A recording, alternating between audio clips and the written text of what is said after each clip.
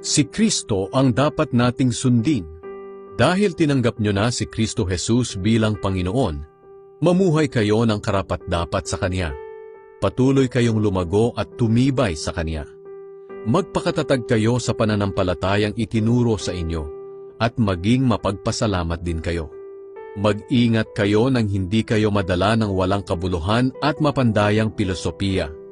Mga tradisyon lang ito at mga pamamaraan ng mundo at hindi mula kay Kristo. Kaya huwag kayong padadala. Dahil ang kapuspusan ng Diyos ay nananahan sa katawan ni Kristo. At naging ganap kayo sa pakikipag-isa nyo sa Kanya, na siyang Pangulo ng lahat ng Espiritong namumuno at may kapangyarihan. Dahil sa pakikipag-isa niyo kay Kristo, tinuli na kayo. Ang pagtutuli na ito ay hindi pisikal, kundi espiritual. Ang pag-aalis ng masasamang hilig ng laman. Ito ang pagtutuling mula kay Kristo. Inilibing kayong kasama ni Kristo nang bautismuhan kayo.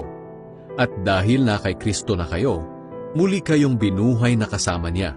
Dahil nananalig kayo sa kapangyarihan ng Diyos na bumuhay sa Kanya. Noong una itinuring kayong mga patay ng Diyos dahil sa mga kasalanan ninyo. Pero ngayon binuhay kayo ng Diyos kasama ni Kristo. Pinatawad Niya ang lahat ng kasalanan natin. May pananagutan dapat tayo sa Diyos dahil hindi natin matupad ang kautusan. Pero inalis ito ng Diyos sa pamamagitan ng pagkapako ni Kristo sa krus. Kaya hindi na tayo parurusahan. Doon din sa krus nilupig ng Diyos ang mga espiritong namumuno at may kapangyarihan, at ipinakita sa lahat na ang mga ito ay bihag na Niya.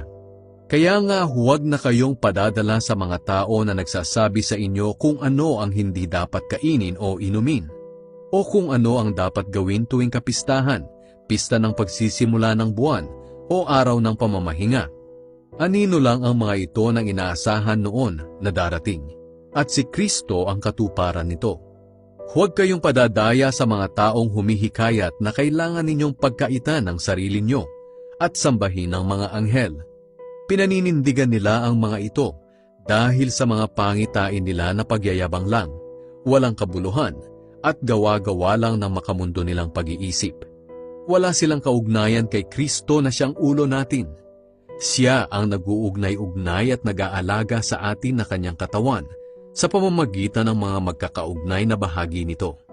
Sa ganoon, lumalago tayo ng naaayon sa Diyos. Namatay kayong kasama ni Kristo at pinalaya sa mga walang kabuluhang pamamaraan ng mundo. Kaya bakit namumuhay pa rin kayo na parang mga makamundo? Bakit sumusunod pa rin kayo sa mga tuntuning tulad ng, huwag hahawak nito, huwag titikim yon, huwag hihipon yan?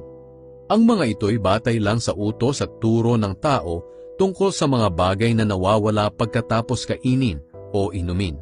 Sa unang tingin, parang may karunungan ng mga ganitong katuruan tungkol sa gusto nilang pagsamba, pagpapakumbaba, at pagpapahirap sa sariling katawan.